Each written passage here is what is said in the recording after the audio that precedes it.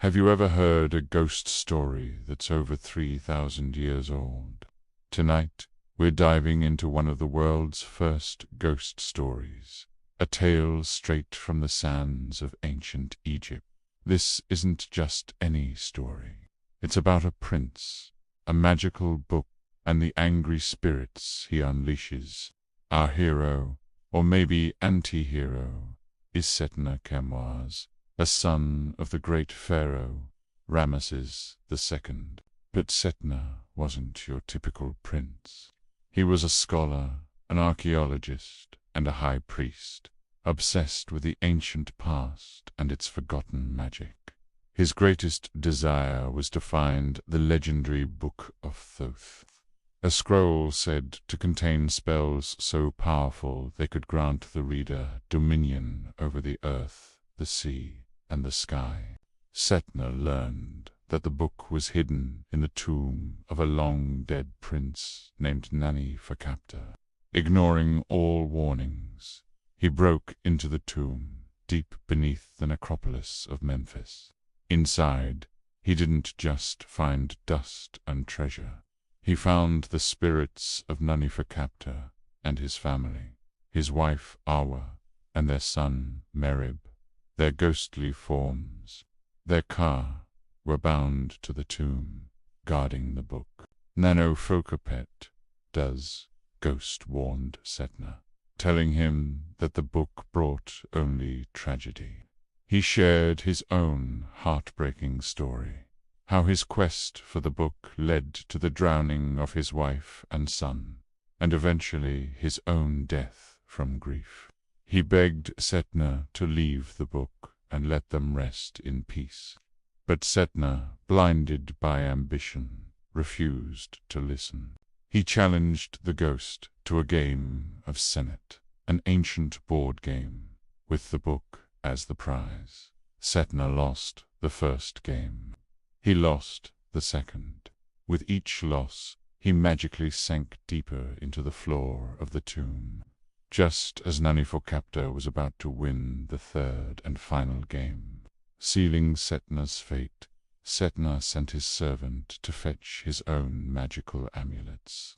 With their power, he broke free and snatched the Book of Thoth from the ghost's grasp. As he fled the tomb, a wave of dark energy washed over him. The spirits of Nani-Fakapta and his family cried out in despair. Setna thought he had won. He returned to Memphis, the powerful book in his hands, and began to study its forbidden spells. But the curse of the tomb had followed him. Soon after, he met a stunningly beautiful woman named Tabubu. She was a priestess of Bastet, and Setna was instantly mesmerized. He forgot his wife, his children, everything but his desire for her.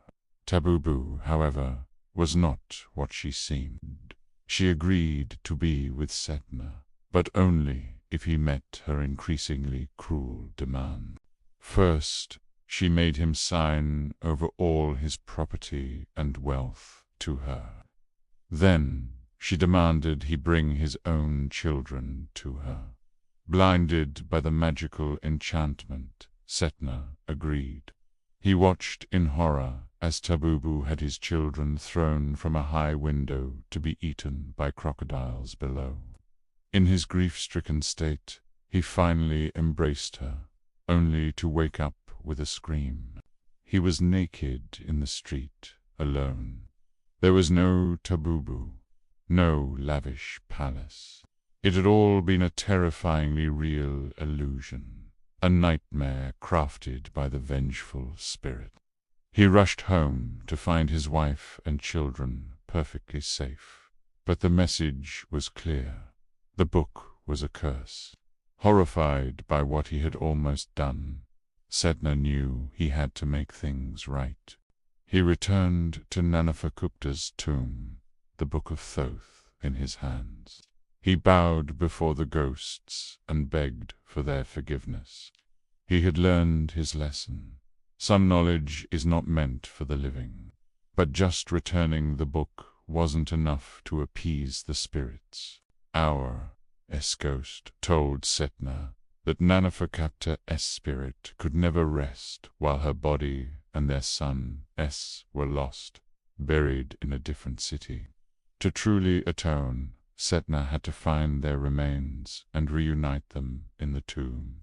So, the prince embarked on a final quest, not for power, but for redemption.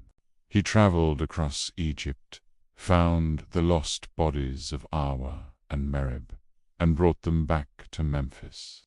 He placed them beside Nanifokapta, finally reuniting the tragic family. At last, their spirits were at peace. Setna sealed the tomb forever, leaving the Book of Thoth to the darkness. He returned to his life, a wiser and more humble man, having learned that true power lies not in magic, but in wisdom and compassion. This ancient tale reminds us that some secrets should remain buried. Thanks for joining me on this journey into the past. Don't forget to like and subscribe for more stories from the shadows of history.